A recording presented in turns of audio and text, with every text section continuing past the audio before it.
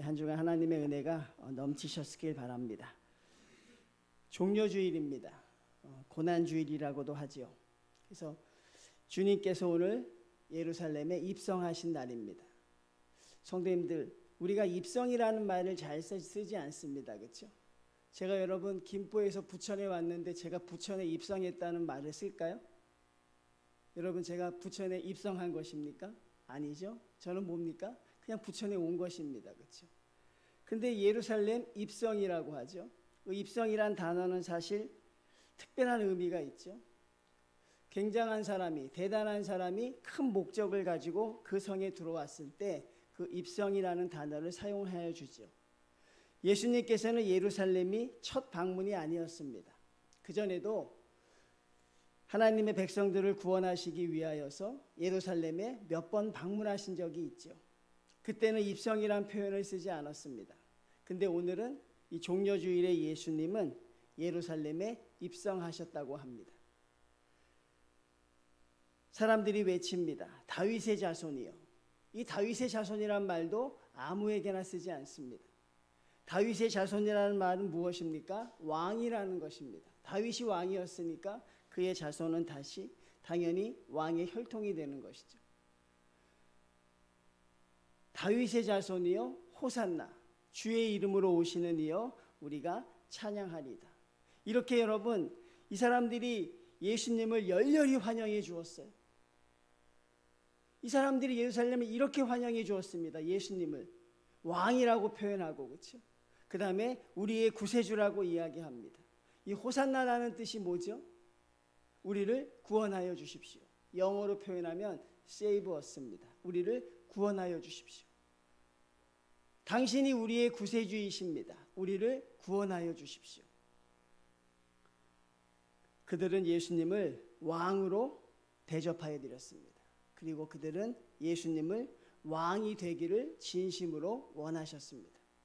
그런데 말입니다. 그렇죠? 그 환호와 그 찬사는 5일이 채 안 지나면 그 환호와 찬사는 저주가 됩니다. 동일한 사람들입니다. 똑같은 사람들이에요. 불과 며칠이 지나지 않아서 그들은 호산나 다윗의 자손이여 외쳤던 그 외침은 저 예수를 십자가에 못 박아 죽여주십시오. 저 예수를 십자가에 죽이십시오. 한 번도 아니고 무려 3번이나. 아마 주님을 십자가에 달려 죽일 때까지 그들은 외쳤을 것입니다. 여러분, 어떤 일이 있었습니까? 이 짧은 시간 동안에 5일 동안에 어떤 일이 있었기에 이 사람들이 이렇게 변했을까요? 그리고 과연 저와 여러분도 이렇게 변할 수 있을까요? 그러면 우리가 만약에 이렇게 변한다면 저희에게는 얼마의 시간이 걸릴까요? 이게 오늘 예루살렘의 입성을 바라보는 성도의 모습이라는 사실입니다. 주님께서는 이 땅에 오셔서 3년간 공생의 사역을 하십니다. 그리고 이제 그 사역의 절정에 이릅니다. 이제 주님이 이 땅에서 사역하시는 마지막 일주일. 그 마지막 일주일의 시작은 다르게 시작을 합니다. 주님은 십자가를 지시기 위하여 예루살렘에 들어오셨는데 이스라엘 백성들은 왕으로 그를 환호하고 있습니다. 얼마나 많은 사람들이 모였는지 제가 한번 찾아봤습니다. 얼마나 대단했을까? 근데 이런 기록이 있습니다. 예루살렘 인구가 한 5만 정도밖에 안 된다는데 이때는 200만 명 정도가 모였다는 거예요. 왜 그런가 봤더니만 6월절이잖아요. 저와 여러분이 우리가 명절을 지낼 때 추석이나 그렇죠? 이런 설날 같은 때 사람들이 참 많지요. 그런 것처럼 정말 인산인해의 사람이 왔는데 더 사람이 많은 이유가 또 있었어요. 그게 무엇이냐면 요한복음에 보면 예수님이 나사로를 살리시는 장면이 나와요. 요한복음은 그 성경 다음에 예루살렘 입성을 설명하는데 죽은 자가 살아났다는 이야기를 이스라엘 백성들이 들어요. 정말 여러분 꿈 같은 이야기 아닙니까? 죽은 자가 살아났다. 나사로라는 사람이 죽었다가 무덤에 들어갔는데 그 무덤의 문을 열고 나왔더라고 하더라. 그 소문이 얼마나 여러분 파급력이 대단했겠어요. 그렇죠? 사람들은 그 소문 속에 그 사람이 누구냐 보고 싶었어요. 그런 사람이라면 정말 대단한 사람이다. 그런 사람이 우리의 왕이 되어야 할 것이고 그 사람이 아마 우리가 기다리던 메시아일 것이다. 그리고 평소의 사람보다 더 그렇게 모여들었습니다. 그리고 그들은 종려나무 가지를 성경에 보면 바닥에 깔기도 하고 또 어떤 성경을 보면 흔들었다고도 합니다. 얼마나 여러분 장관이었을까요? 200만 명이 넘는 사람이 종려나무 가지를 흔들면서 호산나 호산나 외치는 모습은 정말 대단한 모습이었을 것이라고 생각해요. 근데 그것은 여러분 허상입니다. 그것은 여러분 빈 껍데기에 지나지 않습니다. 사실 그 외침은 공허한 외침이 돼버린 것이고 그 외침은 며칠이 지나지 않아서 예수를 십자가에 못 박게 하라는 외침으로 바뀌어버리죠. 그러니까 하나님의 모습과 사람의 모습이 이렇게 차이가 나기 시작하는 것이 바로 예루살렘의 입성입니다. 주님이 어떻게 그 예루살렘에 입성하십니까? 작은 나귀를 타고 입성합니다. 전혀 왕으로서 어울리지 않는 모습이에요. 여러분, 새끼 나귀를 타고 가는 왕을 본 적 있습니까? 없죠. 근데 주님은 새끼 나귀를 탑니다. 여러분, 주님이 왜 이렇게 초라한 모습으로 예루살렘에 들어가야 하셨고 또 주님은 왜 이렇게 대단한 왕이 아니라 초라한 왕으로 오셔야 했습니까? 왜 그러셔야 됐을까요? 여러분 정말 모르십니까? 주님이 왜 그렇게 오셨는지? 주님이 어떤 분이십니까? 12군단이나 되는 하늘의 천군 천사를 움직이실 수 있는 하나님이십니다. 말 한마디로 바다의 폭풍과 바람을 잠재우실 수 있는 분이십니다. 죽은 나사로를 말 한마디로 살리시기까지 하셨던 분이 보리떡 5개와 물고기 2마리로 오병이어의 기적을 일으키셨던 분이 이렇게 초라한 모습으로 여러분 예루살렘에 들어오고 있습니다. 왜 이런 모습으로 오셔야 했을까요? 왜 이런 모습으로 오셔야 했을까요, 여러분? 왜 천군 천사의 모습을 오시면 안 됐고 왜 세상의 왕을 압도할 수 있는 그런 대단한 권세를 가지고 오시면 안 됐을까요? 바로 여러분 때문입니다. 누구 때문이라고요? 여러분, 더 자세하게 말하면 바로 나 때문입니다. 우리의 죄 때문입니다, 여러분. 우리의 죄악 때문에 주님이 그렇게 오신 것입니다. 그가 찔림은 우리의 허물이나며 그가 상함은 우리의 죄악 때문이라.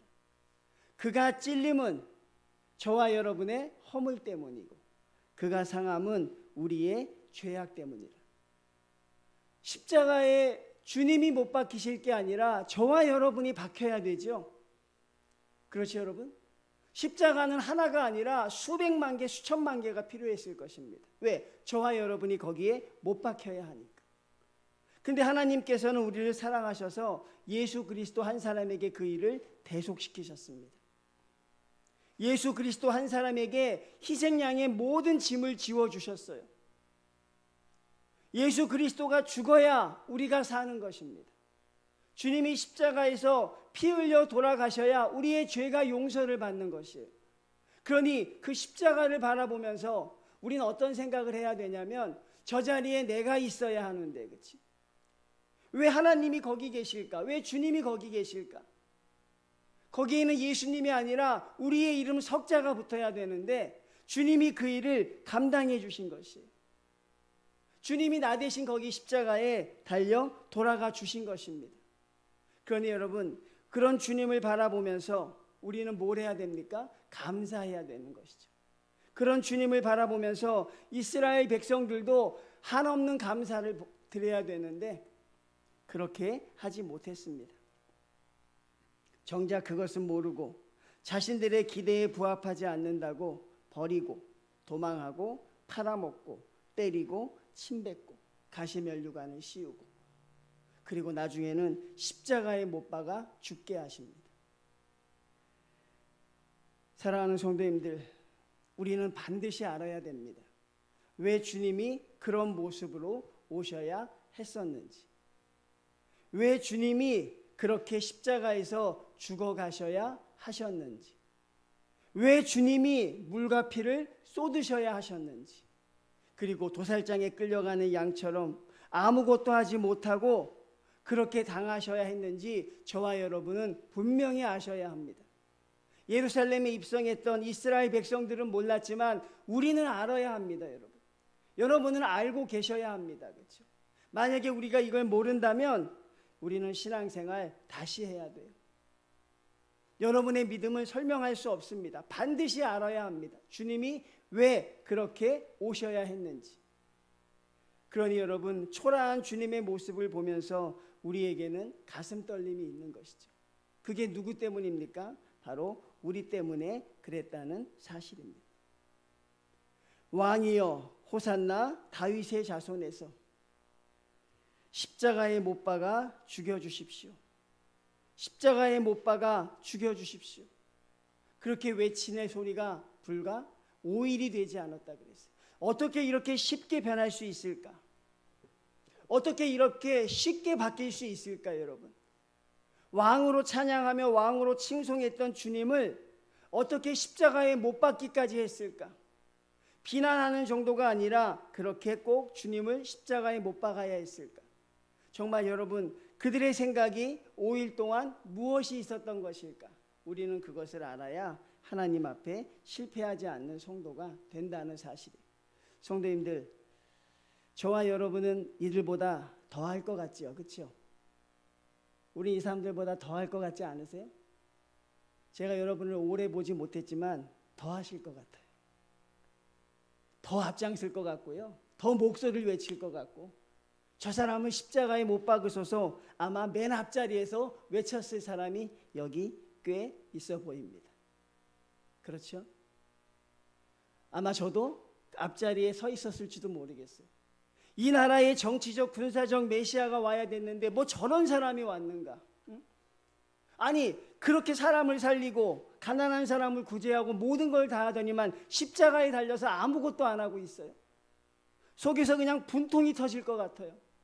뭐라도 좀 해야 되는데, 아니 죽은 사람도 살렸다 그러고, 그렇죠? 바람과 폭풍도 잠재웠다고 하는 능력이 왜 쓰지 않느냐 하는 것이에요. 저 로마 군인을 좀 물리쳐주고 우리나라를 올려주면 뭐가 아쉬울 게 있습니까? 그렇게 하셔야 되잖아, 그렇죠? 근데 그렇게 하지 않는 주님을 보면서 이들은 분노합니다. 근데 저와 여러분은 그렇지 않으시겠냐 하는 것이에요. 아마 저와 여러분도 그 무리에 동참했을 것입니다. 그렇죠, 여러분? 그러신 분은 고개를 한번 끄덕거려 보세요. 아마 동참했을 것입니다. 사랑하는 성도님들, 무엇이 잘못되어 있을까요? 무엇이 문제였을까요? 아마 첫 단추부터 잘못 꿰어진 것 같아요, 여러분. 첫 시작이 그렇게 아름답지 않은 것 같습니다. 여러분, 신앙이 있잖아요. 믿음은 시작이 참 중요합니다. 우리가 여러분 그냥 교회를 다니면서 신앙생활 하지만 그 처음이 얼마나 중요한 줄 몰라요. 성도님들, 주님의 십자가의 사역에 초점을 맞추어야 하는데, 주님이 십자가를 지시는 그 음성에 귀를 기울여야 하는데, 나의 문제와 나의 기대에 초점을 맞추어서 그렇게 시작을 했습니다. 우리가 교회에 나옵니다. 우리가 하나님을 믿습니다. 하나님을 알고 싶습니다. 하나님의 뜻을 알고 싶고 하나님의 사랑을 배우고 싶어요. 그분께 더 가까이 나아가고 싶습니다. 정말 그분이 어떤 분이신지 그분을 알아가고 싶은 열정이 있어야 되는데 거기에는 관심이 없고 내 문제와 나의 기대에 초점을 맞추는 것이에요. 여러분, 그들이 얼마나 열성적입니까? 가서 여러분 자기가 입던 겉옷을 펼 정도로 주님을 사랑했습니다. 자기가 입고 있던 옷을 주님이 밟을 수 있도록 사람들이 겉옷을 펴줍니다.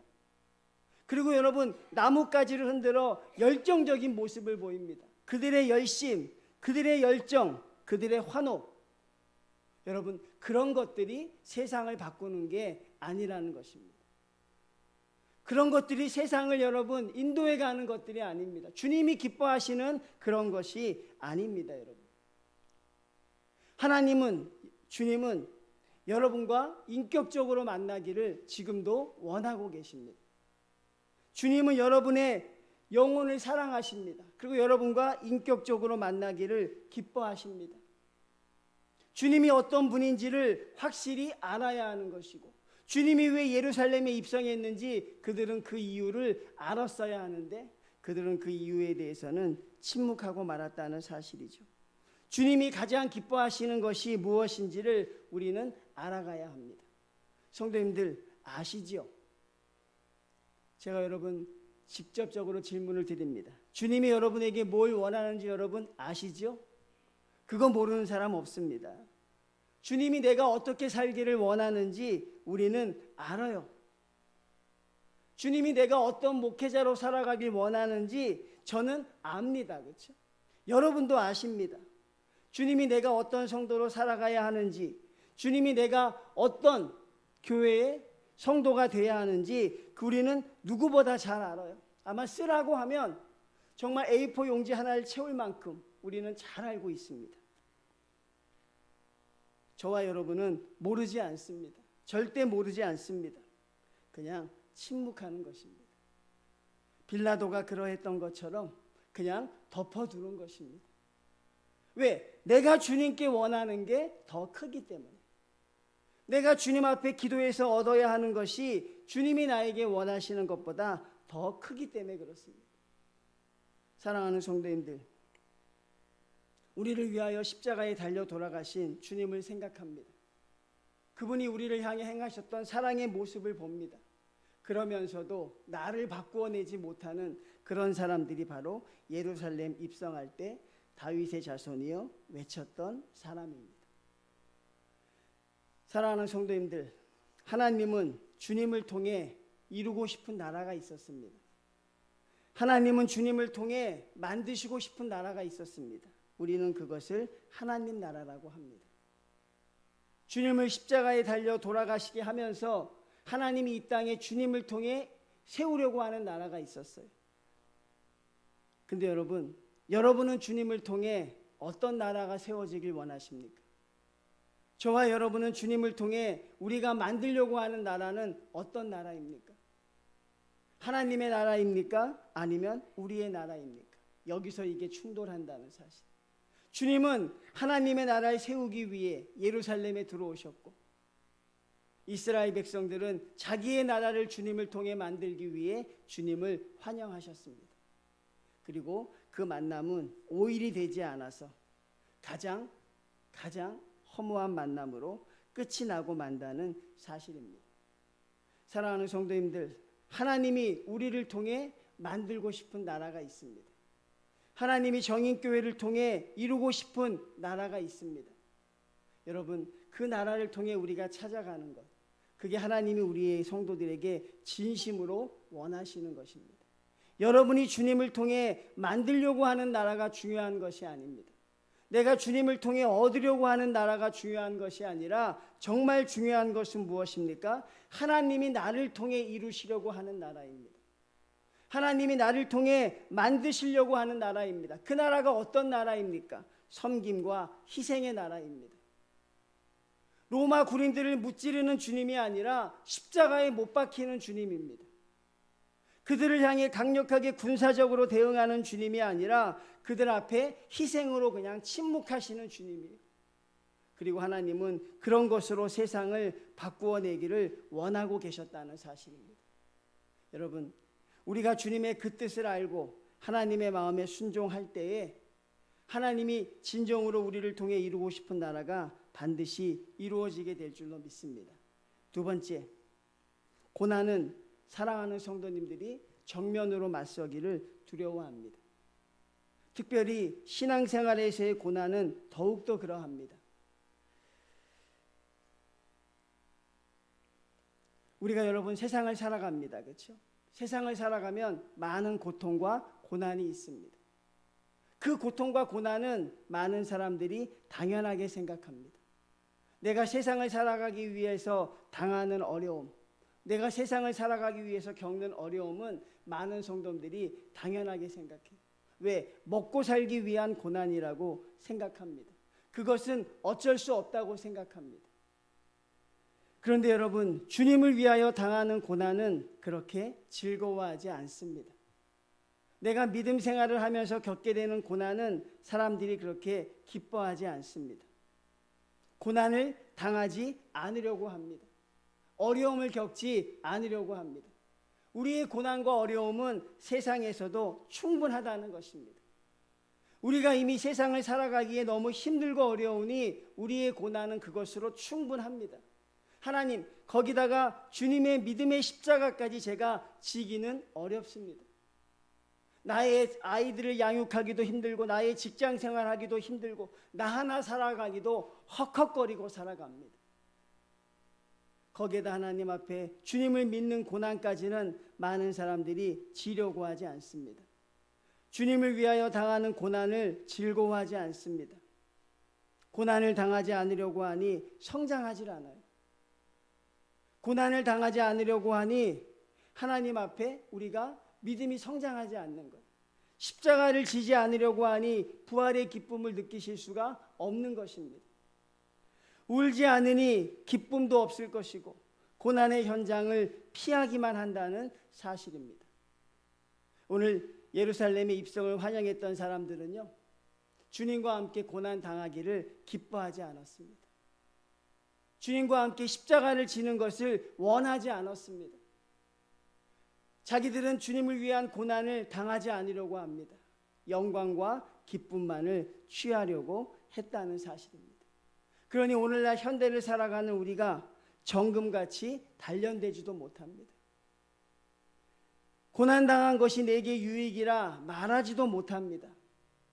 언제나 젖만 먹기를 바라는 어린아이로 평생을 살아가게 된다는 사실입니다. 그리고 그 마지막의 결론은 무엇입니까? 예수 그리스도를 십자가에 못 박으라고 외치는 사람으로 바뀌어 버리는 것이죠. 사랑하는 정인교회 성도님들, 우리는 십자가 앞에서 다시 한번 하나님의 뜻을 헤아릴 수 있어야 할 것입니다. 그리고 여러분, 하나님의 뜻에 우리가 가슴 깊숙한 곳에서 동의할 수 있어야 합니다. 하나님이 세우시려고 하는 나라는 섬김과 희생의 나라입니다. 하나님이 우리를 통해 만드시려고 하는 나라는 군사적이고 정치적이고 경제적인 나라가 아닙니다.